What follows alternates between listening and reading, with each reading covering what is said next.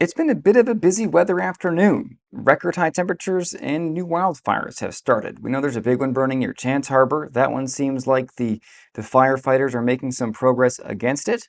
A new fire today developed in Small Point, which is still ongoing. I don't have a whole lot of info for you at this time, other than Route 70 through that area is closed. That's from the RCMP. There was also another fire today near Lewisport. That has since been put out. Check out this video.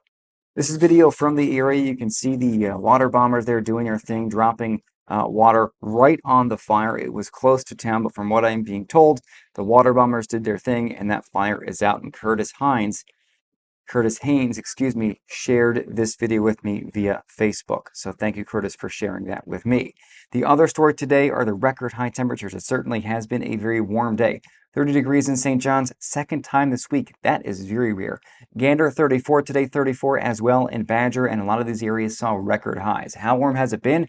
Badger, 34.9 degrees. That shatters the old record of 33.3 set back in 1972. Terra Nova today, 33.6. Old record, 33.5, set back in 1998. Gander, Deer Lake, St. John's, all setting records today. In fact, in St. John's, 30.6 today, the second time over 30 degrees this week. And Rodney Barney put up a heck of a stat. Prior to this year, there were only 2 other years to have 2 days of a max temperature at or above 30 degrees at St. John's. Both were back-to-back days, August 13th and 14th, 1944, and July 6th and 7th, 1985. 2025 marks the 3rd year since records started in 1942 with 230-degree days. That is pretty wild stuff. So 30 degrees is not normal in St. John's. Now, the records I have go back way past 1942. You can see them there if I restart this scene for us. And that's the entire St. John's area. 1942 is essentially just the airport. So certainly keep that in mind when you're looking at Rodney's stat there. Now, weather-wise today, not a whole lot going on right now. We are seeing some showers and some thunder showers on the northern peninsula, and those have been kind of ongoing through much of the day. Those are going to roll away. The weather across Newfoundland overnight, minus the fog moving in, for southern areas is not going to be overly active or intense. So what we're looking at now is a satellite reel and radar simulated. We can see the rain working its way through Quebec, not too far from working through the maritime provinces. That's the rain headed for parts of Labrador over the next 24 hours. There's going to be a lot. Out ahead of it, we're seeing an influx of moisture to southern Newfoundland, where the fog is going to get very thick. But many of us are going to see some showers as we go through the day tomorrow across the island, with the heavy rain falling in Labrador as a low moves through. So there's your rainfall forecast through midnight. Tomorrow night, only 4 millimeters forecast down around Cape Race, 9 St. Albans, 3 in Corner Brook. Some areas of southern Newfoundland may pick up significant rainfall, but the most significant rain from this is obviously going to be into parts of Labrador. Look at Goose Bay.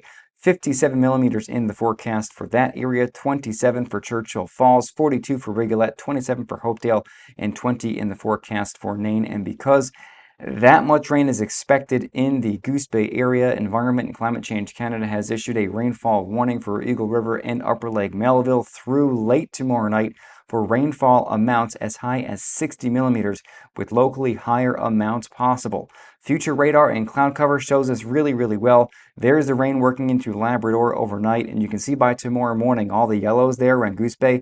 Very, very heavy rain going to be falling tomorrow morning on the island. Fog and drizzle south, otherwise cloudy and breezy as we go throughout much of the day tomorrow. And then we see some afternoon showers, possibly some thunderstorms kicking off across portions of western and even central Newfoundland by tomorrow evening. Meanwhile, in the east, it's dry, but again, it's foggy. But that fog will all get kicked out late tomorrow night as the cold front around the low sweeps eastward and some slightly drier and slightly cooler air moves in as we go into the weekend. And to get your full 7-day forecast, visit my website, shareweather.ca, or just use your app. You can see it right there. In fact, it's cold enough Saturday morning that we're going to see some maybe wet snow in the higher terrain of the mountains along coastal Labrador. So for tonight in the Big Land, the rain moves in. Temperatures 8 to 12 degrees. For the day tomorrow, we are going to be looking at temperatures cruising into the teens, and for some areas, and near 9 degrees in Nain. And again, in Goose Bay, that risk of showers and storms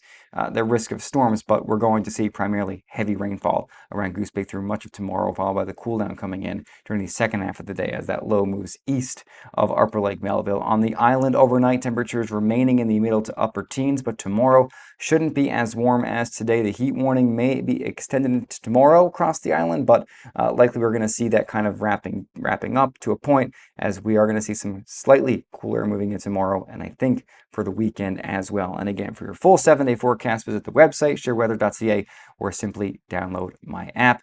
Search Sheer Weather, SHEERR, in the Apple App Store or the Google Play Store, or go to the website, sheerweather.ca, and click Get the App, and that will take you directly to the links in the respective stores. Have a very good Thursday evening. Stay safe, and remember, the provincial fire ban is still on. Please heed that fire ban. Have a very, very nice Thursday evening.